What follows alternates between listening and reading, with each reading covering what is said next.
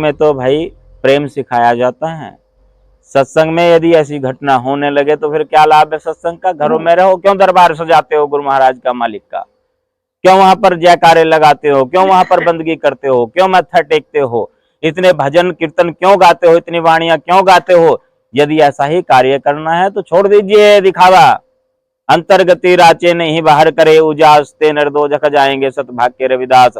बाहर का दिखावा करने से कोई फायदा नहीं है।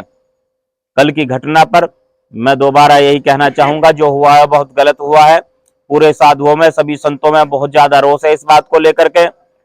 और यदि आपसी कोई मनमुटाव है या किसी बात पर सहमति नहीं बनती है तो उस पर विचार किया जा सकता है, उस पर चर्चा की जा सकती है। उस पर इस तरीके से साधुओं का अपमान कतई बर्दाश्त नहीं किया जाएगा, बिल्कुल भी।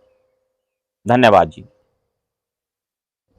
जब साधु महात्मा ही सुरक्षित नहीं रहे तो फिर और क्या होगा? दूसरी बात यह है कि जिन लोगों ने भी इस घटना को अंजाम दिया है वो अच्छा नहीं किया उन्होंने।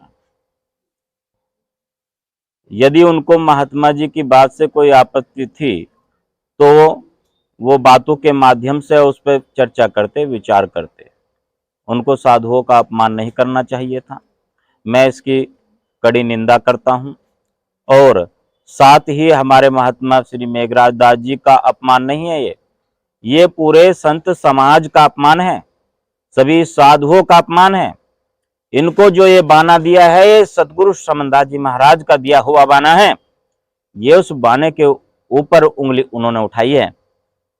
सारे साधुओं का अपमान उन्होंने किया है। और साथ ही साथ जो कार्यक्रम के आयोजक हैं, जो गांव वाले हैं, ये उनका भी अपमान है, पूरे मानकपुर गांव वालों का।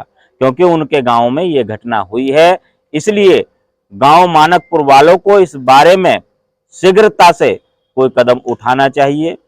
और जो लोग इस कार्य में, इस घृणित कार्य में शामिल है, जिन्होंने निंदनीय कार्य किया है, वो उनको आगे लेकर के आए। साथ ही प्रशासन से भी मेरी अपील है, महात्मा जी के साथ ये जो दुर्व्यवहार हुआ है वो इस पर तुरंत कार्यवाही करें।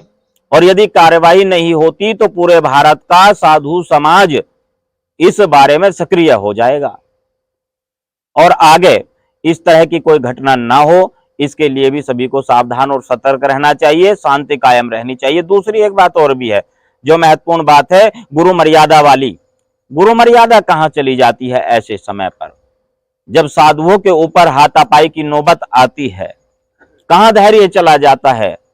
देखिए, सदगुरु स्वामी समनदास जी महाराज ने मर्यादा सिखाई है सबसे पहले, इसलिए मर्यादा में रहना अनिवार्य है। सत्संग में क्या करने के लिए, क्या लेने के लिए जाते हैं आप लोग? क्या करने जाते हैं सत्संग?